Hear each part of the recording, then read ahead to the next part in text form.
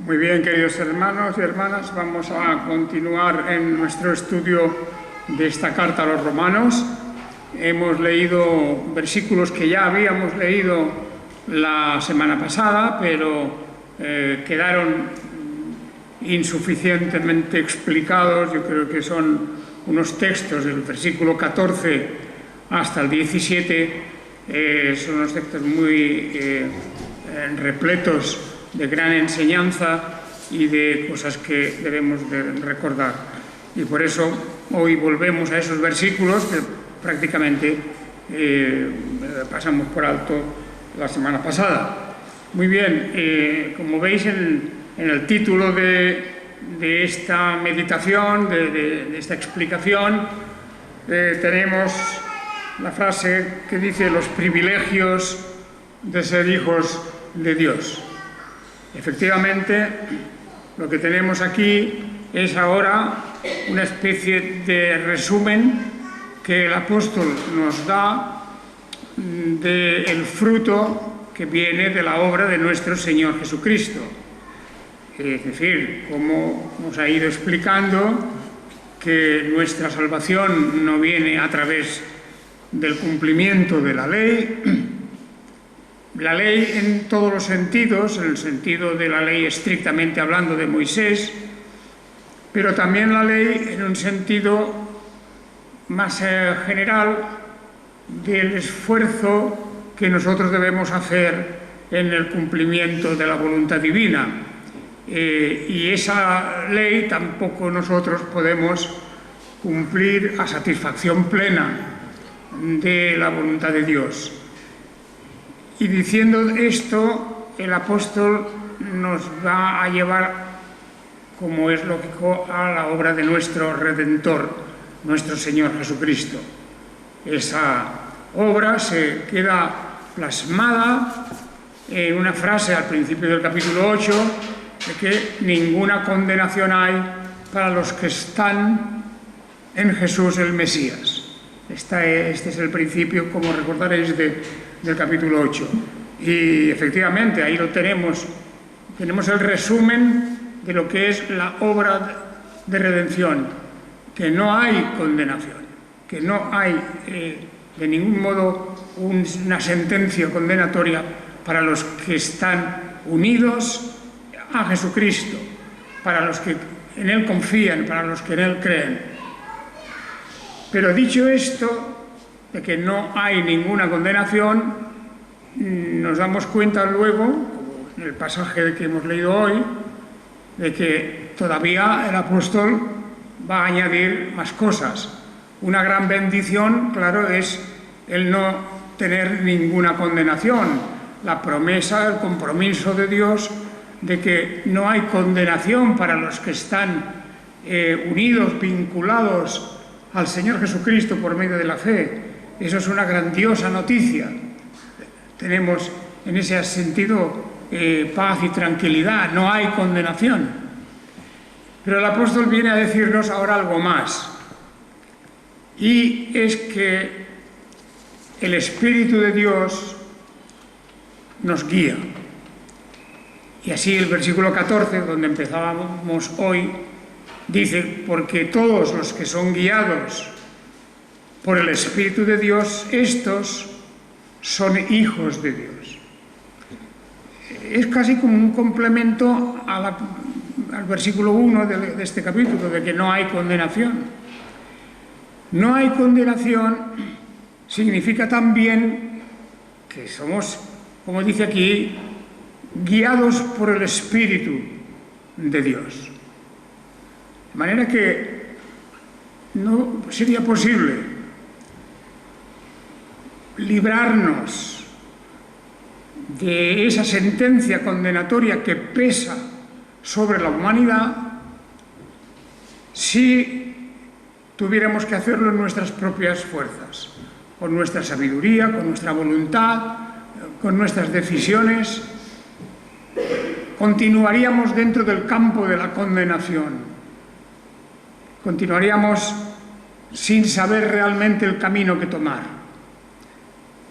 Pero aquí nos dice que Él nos guía Todos los que son guiados, capítulo 8, 14, los que son guiados por el Espíritu de Dios, estos son hijos de Dios. Fijaos vosotros, diríamos la consecuencia, ¿verdad?, de decir que somos guiados, y no significa eso, desde luego, que somos simplemente guiados para tomar ciertas decisiones en la vida, para, diríamos, orientar nuestra voluntad en una dirección o en otra, sino que esa guía de la que habla aquí, este ser guiados, significa que hemos tomado un camino, que este es el camino de salvación, el camino de redención. Fue el Señor, ha sido el Señor el que nos ha conducido, el que nos ha orientado para que en algún momento de nuestra vida hayamos entrado en el campo de su voluntad. Es decir, de que en lugar de vivir conforme a nuestra propia voluntad, vivamos conforme a la voluntad de Dios. La voluntad de Dios expresada en la revelación, en toda su palabra. Yo quiero dejar claro que aunque se habla mucho aquí y se explica el sentido de la ley de Dios, hemos de tener en cuenta que el apóstol Pablo nos va a decir aquí y en otros lugares que si lo confundimos esto con el cumplimiento de la ley de Moisés, estamos perdidos. Porque el cumplimiento de la ley de Moisés, que requiere además un cumplimiento perfecto, porque la transgresión de uno solo de sus mandamientos nos hace culpables de haberlos transgredido todos, pues entonces no habría posibilidad de decirnos los que somos guiados por el Espíritu de Dios. Es decir, que aquí hay dos caminos claramente establecidos, los que trataban de guiarse y de conducirse por medio de la ley, y no olvidemos que el apóstol en esta carta, como en la carta a los Gálatas, está explicando que no se puede cometer el error de decir yo con mis fuerzas, con mi voluntad, con mi determinación voy a cumplir la ley y eso me dará la seguridad. El apóstol está diciendo, es que eso no es posible, es que eso no tiene sentido. La ley no está hecha para salvarnos, la ley está hecha para descubrir ante nosotros la realidad de nuestro propio pecado, de nuestra naturaleza pecaminosa. Y esa es la gran función que la ley tiene.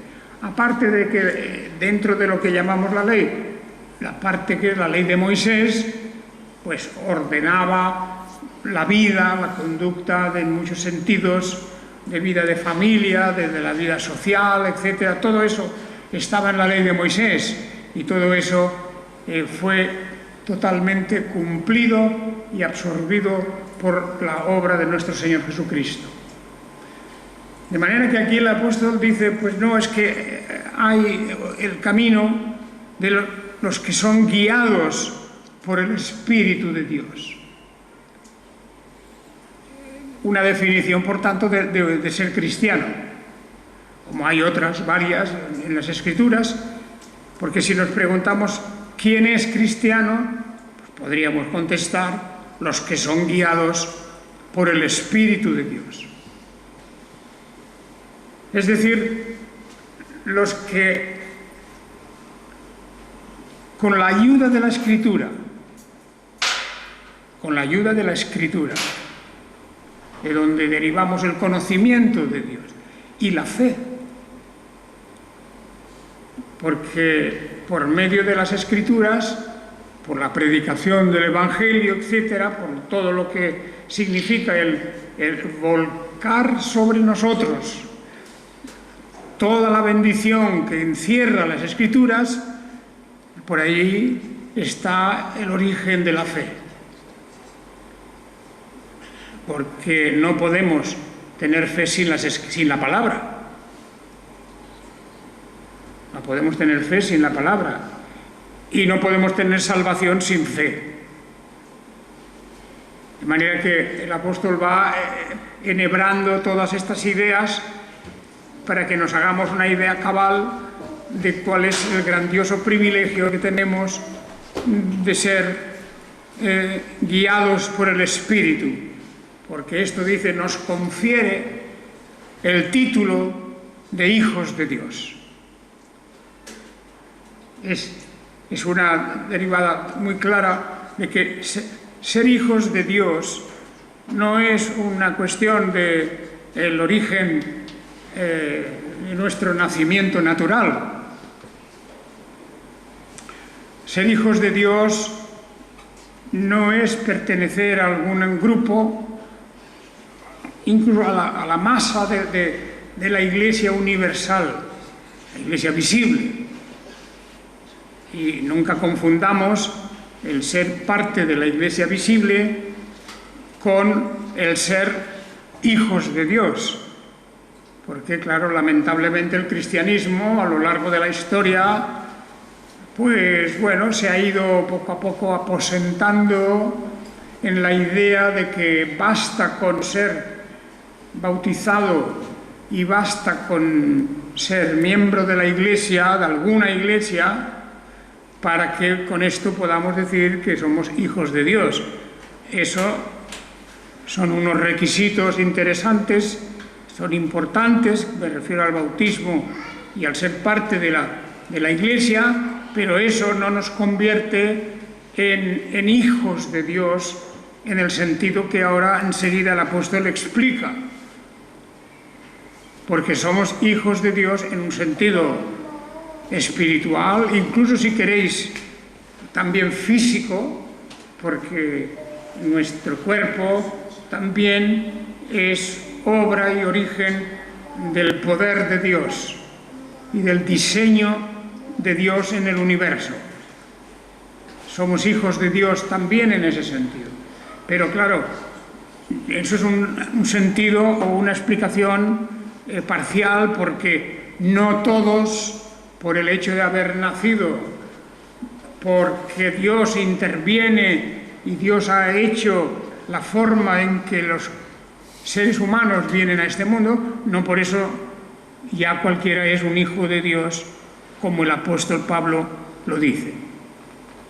¿Verdad? Por ejemplo, la palabra hijos de Dios se utiliza a veces en un sentido muy, muy amplio. Por ejemplo, al principio en el libro del Génesis, cuando habla los hijos de los hombres y también de las hijas de Dios, esta forma, o al revés, las hijas de los hombres, los hijos de Dios, se unieron y tal y cual. Habla de hijos de hombres o hijos de Dios, mezclando las dos cosas, ¿verdad? Pero esto no significa lo mismo que el apóstol está hablando aquí. No es lo mismo. Es decir, el hecho de ser una criatura hecha por Dios no nos confiere todos los privilegios de ser hijos de Dios. Hijos de Dios en el sentido que el apóstol Pablo nos lo da aquí. Y también de una manera ya maravillosa y explícita y clara, emocionante, el apóstol Juan nos dice también lo que significa ser hijos de Dios. Hijos de Dios. Ahí ya, cuando nos dicen en aquel texto, mirad, o sea, el amor de Dios que nos ha hecho hijos de Dios, que es el privilegio de ser hijos de Dios. Ahí sí, el apóstol Juan, como también el apóstol Pablo en la carta a los Gálatas, etc., habla del privilegio de carácter espiritual, eterno, que abarca no solamente esta vida, que es mucho. Esta vida, el hecho de ser hijos de Dios, significa que dependemos de la providencia de Dios. Eso es glorioso, porque significa que hay un poder, una sabiduría y una planificación de parte de Dios para nuestra vida. Y vivimos como hijos de Dios también en ese sentido, que es el sentido temporal, aquí en el mundo, mientras estamos en la tierra. Gracias a Dios por ello, porque hay el efecto de la providencia y el efecto del amor de Dios cuidando de nosotros. El salmista, concretamente David, da gracias a Dios porque le ha librado de sus enemigos, porque le ha dado, diríamos, aquel privilegio de ser el rey de Israel, y por tantas cosas de los males que le ha librado, de los que le ha librado el Señor. Y eso es muy importante, porque en nuestra vida temporal necesitamos vivir con esa grandiosa ayuda y protección que es el título de hijos de Dios. Pero el apóstol aquí nos va a llevar un poco más adelante en esta idea de ser hijos de Dios y de ser, diríamos, de tener el privilegio de eso mismo. Y os llevo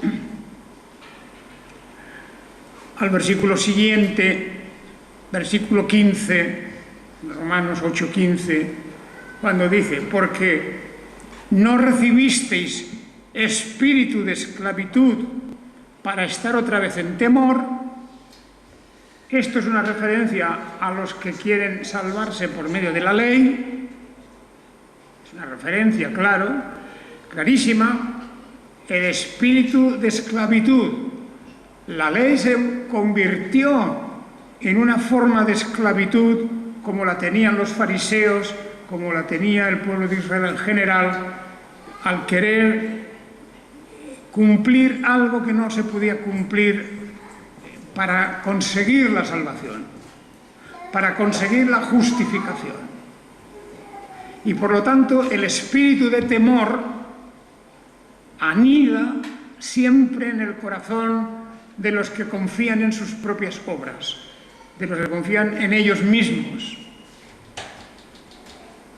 Temor, o también podemos llamarlo de inseguridad, que es lo mismo. Inseguridad. Esa es la característica no solamente de la Iglesia Católica Romana. Dentro del protestantismo, pues las formas extremas del arminianismo, de cualquier sistema de salvación por obras, por el concurso de la voluntad nuestra. Y entonces uno vive en la intranquilidad de saber si soy un hijo de Dios o no, de saber si he hecho suficiente para tener la salvación o no. Y claro, ese no es el regalo que Dios nos quería hacer. Uno puede hablar también de que yo soy un hijo de Dios, pero ya veis, en Génesis se habla de hijos de unos y de otros, ¿verdad? Y cada uno pues andaba por sus propias ideas. No es suficiente con la palabra hijo. Es los que son guiados por el Espíritu de Dios, decíamos. Y entonces en el versículo 15, no recibisteis el espíritu de esclavitud para estar otra vez en temor, sino que recibisteis el espíritu de adopción. El espíritu de adopción por el cual clamamos Abba. Entre paréntesis, Abba significa padre. No hace falta decir Abba Padre, porque estaríamos diciendo Padre Padre dos veces, en una lengua, la hebrea y en la española. Es decir, Abba. Era la manera de que un niño llamaba a su padre, ¿verdad?, en aquella lengua. El espíritu de adopción. Recibisteis el espíritu de adopción. Aquí pues se introduce una nueva idea, que es esta, la adopción, fácil de entender, que aunque por naturaleza no éramos hijos de Dios en el sentido espiritual de reflejar todo lo que es la santidad de Dios, no éramos antes hijos de Dios, no éramos considerados, no teníamos el honor, la categoría de ser hijos de Dios. Sin embargo, hemos recibido el espíritu de adopción, que es una manera de decir, Dios ha obrado en nosotros para que sepamos y creamos y confiemos en que Él nos ha adoptado. La adopción, pues, es una forma de declarar a una persona parte de nuestra familia en calidad de hijos. Y por lo tanto era, pues, una práctica ya muy antigua, como vemos aquí ya, la adopción de alguien que quedaba integrado en la familia con todos los derechos, igual que los hijos naturales. El adoptado tenía los mismos derechos, los mismos privilegios y por tanto podía siempre reclamar.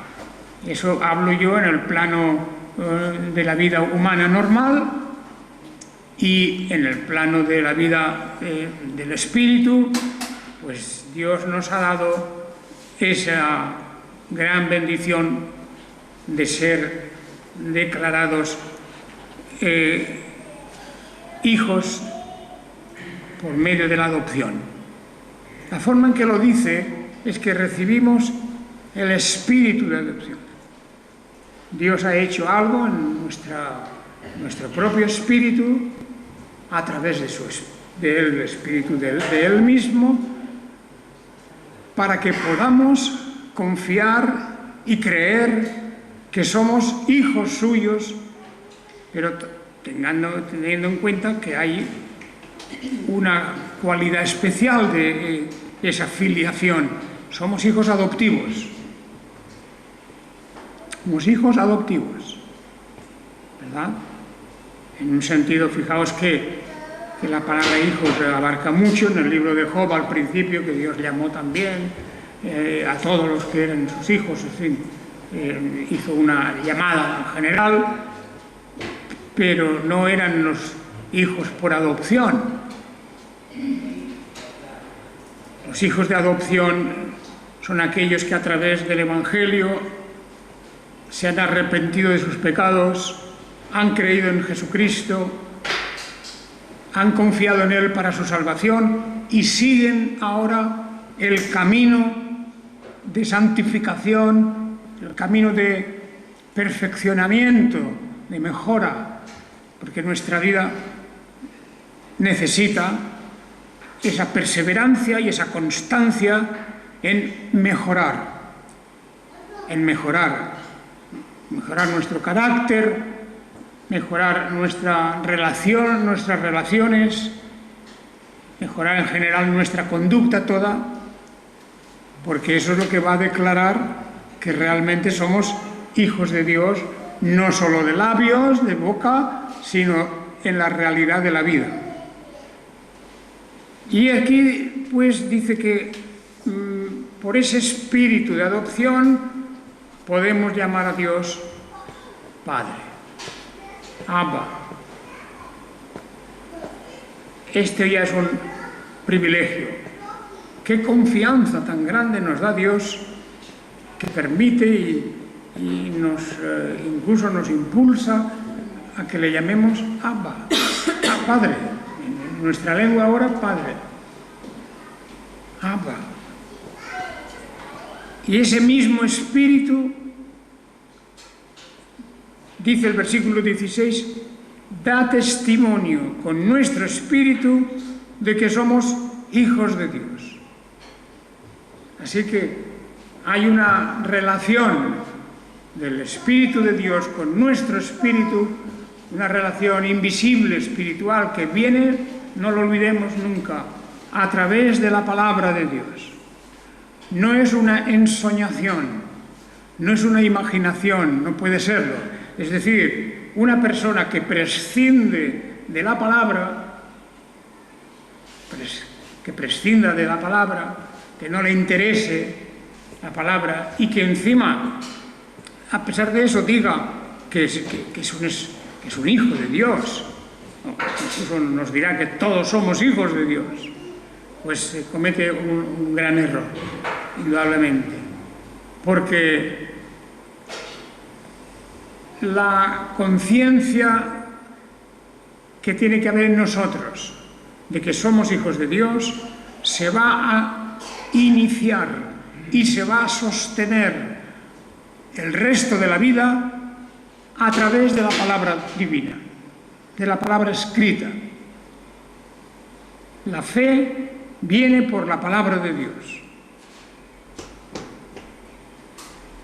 Si ponemos a un lado la palabra de Dios, la fe o bien nunca ha existido o simplemente la fe se marchita, se va marchitando y no sabemos hasta dónde eso puede llegar. Puede llegar a la apostasía de aquellos que, habiendo manifestado una vez su compromiso, su fe en el Señor y en la palabra, pues abandonan completamente el camino. Y por lo tanto, de fe, nada, fe cero, no existe. Pero aquí lo que nos dice que realmente el mismo Espíritu da testimonio con nuestro espíritu de que somos hijos de Dios. ¡Qué maravilla! ¿Verdad que no tenemos que estar preguntándonos cada día: ¿soy un hijo de Dios? ¿Soy una hija de Dios? Pues eso nos lo está diciendo las Escrituras. Eso nos lo dice también nuestro propio espíritu en cuanto que haya auténtica confianza en Dios. Confianza en Dios. La confianza que el niño pequeño tiene en su padre.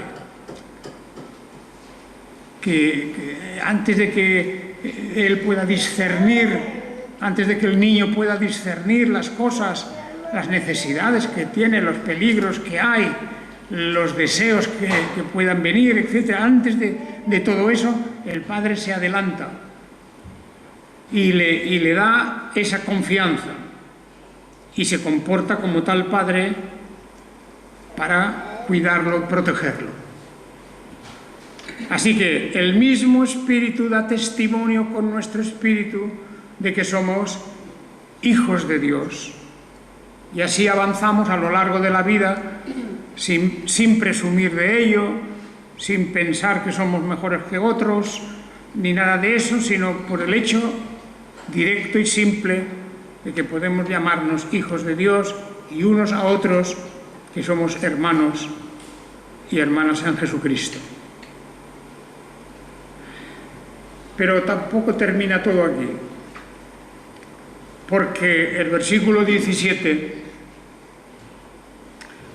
extrae una conclusión totalmente lógica y totalmente normal, pero yo diría que explosiva, algo determinante de cómo hemos de mirar la vida. Porque dice, versículo 17, y si hijos, somos hijos de Dios, bueno, pues, y si hijos, también herederos.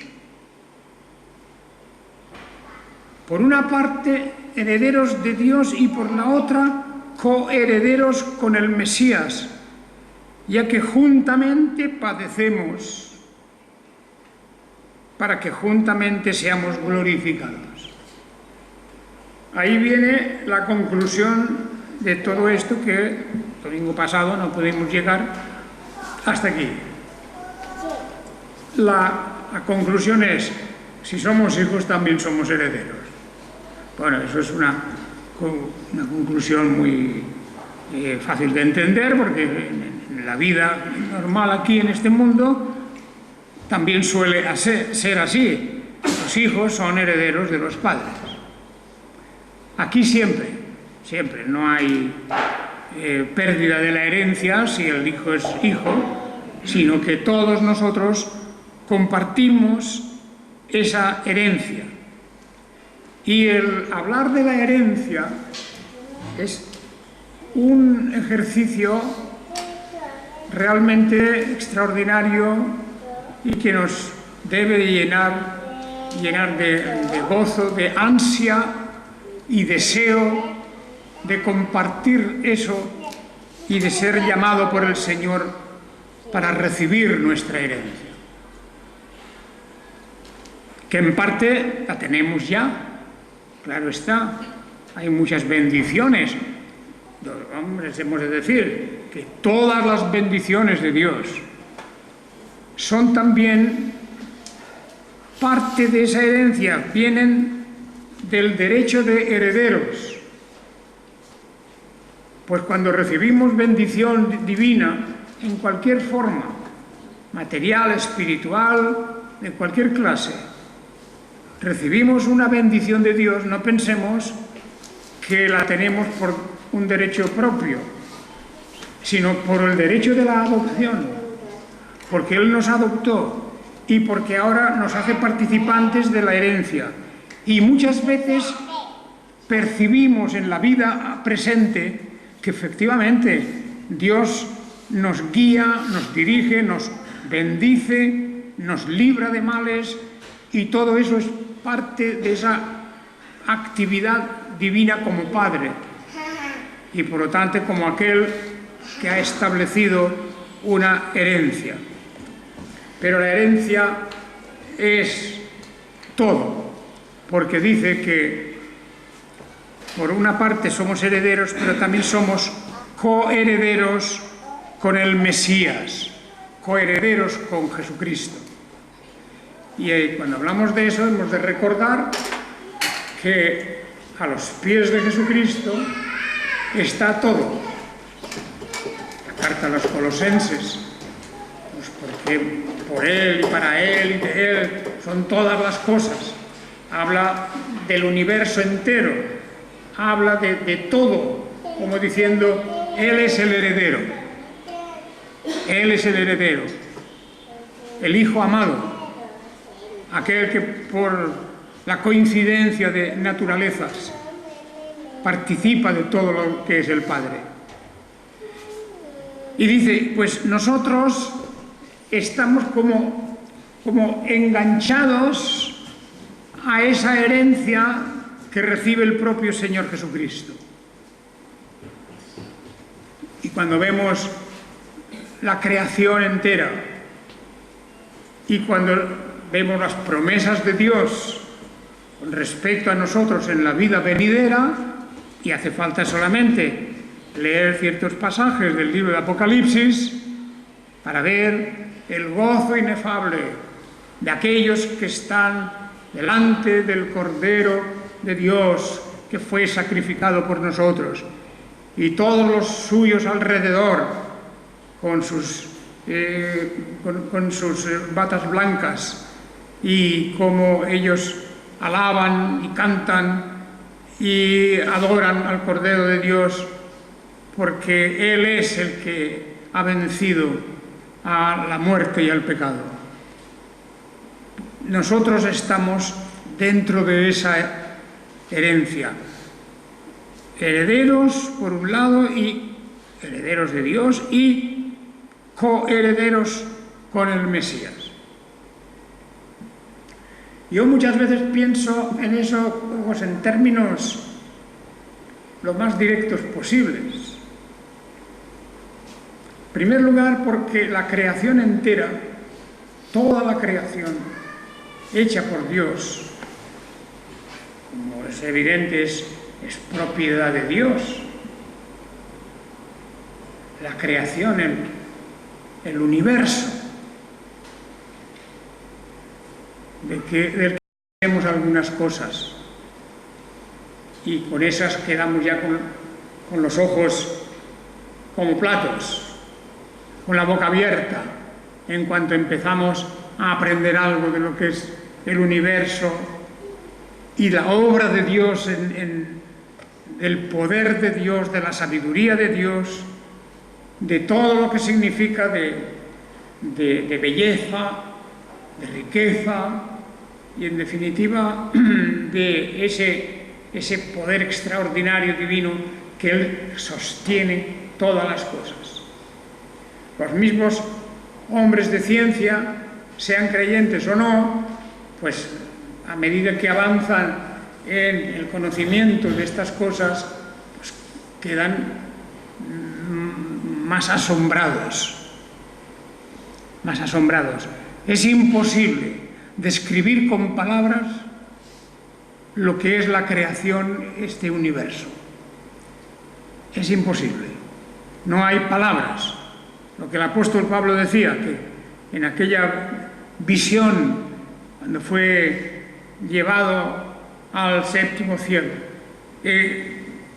cuando realmente uno puede atisbar un poco las cosas que Dios ha hecho para nosotros, porque eso es una parte de la herencia, pues el apóstol Pablo dice que no se puede describir con palabras humanas. No se puede describir. Y efectivamente hemos de dar gracias a Dios también, porque a pesar de diferencias espirituales, Dios ha usado a muchos hombres de ciencia para investigar todas esas cosas. Naturalmente que están muy lejos de llegar a la plenitud, y algunos son creyentes y otros no, de eso depende. Pero el hecho de que se va poco a poco conociendo la grandeza del universo es algo maravilloso. Al principio de la historia de la humanidad, los seres humanos miraban hacia arriba y veían unos puntos luminosos que tenían la luna y el sol, y bueno, y hacían sus interpretaciones, ¿verdad? El sol era un dios y la luna otra cosa, y así, y cada cultura tenía sus explicaciones. Pero cuando poco a poco se ha ido abriendo el libro de la naturaleza y Dios nos ha ido dando el conocimiento de lo que es el universo, pues es para quedar, yo diría, casi sin sentido, de tan grandioso, de tan hermosísimo como es todo eso, de las fuerzas y los poderes que están ahí de parte de Dios. Pues bien, dice, somos herederos y por lo tanto participantes de toda esa herencia, de coherederos con el Mesías. Pero eso sí, aquí termina el versículo 17, porque juntamente padecemos, para que juntamente seamos glorificados. El transcurso de nuestra vida aquí, ahora, que termina naturalmente en la muerte física, pero es una vida, y sobre todo para un cristiano, es una vida de compadecimiento. El padecimiento es verdad que es universal, de una manera o de otra, pues, nadie se libra. El rico también se pone enfermo y el sabio pues también tiene otros problemas, y en fin, todo el mundo padece, pues porque en este mundo hay padecimiento a causa del pecado. Pero nosotros estamos padeciendo porque también nos hemos unido a Él en su padecimiento. El padecimiento del Mesías, el ser rechazado por los suyos. Vino a los suyos y los suyos no lo recibieron. Fue insultado, fue ofendido, fue tratado como si fuera un espíritu diabólico y finalmente fue condenado injustamente y fue crucificado. Nosotros de eso y de todo lo que puede significar la palabra padecer, nosotros también estamos involucrados. Somos herederos, pero tengamos en cuenta que no podemos rechazar cualquier tipo de padecimiento que tengamos en esta vida. El padecimiento nos une a la obra y persona de nuestro Señor Jesucristo. Nos testifica y nos certifica que somos herederos. Es una herencia que tiene esa condición, que juntamente también vamos a padecer antes de ser glorificados. Por eso se nos llama a la paciencia, se nos llama y se nos pide que tengamos constancia y perseverancia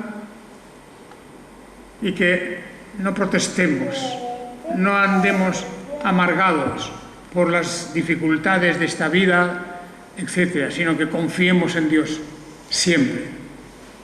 Y esto es, en resumen, lo que es nuestra herencia en Jesucristo. Y hermanos, es bueno indagar en las cosas espirituales, pero en las cosas incluso de la creación. Porque fijaos que no hay un fin a esa creación de Dios. No hay. Habrá un cambio. La tierra, concretamente los cielos y la tierra, pasarán significa, van a evolucionar, van a cambiar, habrán cosas que van a suceder, pero lo que Dios creó es una cosa permanente. Lo material no es malo, no quiere decir que la materia no es mala, y la materia es una creación de Dios. Y ahí tenemos que el reino de los cielos, la Jerusalén celestial y todas esas cosas que se nos dibujan en algunos libros de la Biblia proféticos, pues todo eso es constante, es permanente y será algo en lo que nosotros vamos a participar. Por ejemplo, la Jerusalén celestial. Haga el Señor pues que perseveremos en el camino a pesar de las dificultades y los inconvenientes que podamos tener en este mundo. Que el Señor os bendiga. El próximo día continuaremos en esta carta a los romanos. Continuaremos para ver los versículos siguientes del capítulo 8, ya para entrar enseguida en el 9. En Romanos tenemos, perdón un momento, para poder anunciar concretamente dónde vamos a ir el próximo domingo. Último domingo del mes, por cierto. Aún nos queda de esa gloria venidera de que estábamos empezando a hablar. El apóstol va a hablarnos más en el próximo capítulo, desde el versículo 18 al 27. Y ahí vamos a ir entrando en los grandes capítulos de la carta a los romanos sobre nuestra elección y predestinación y otras cosas maravillosas. Muy bien, pues el Señor os bendiga y hasta aquí quedamos.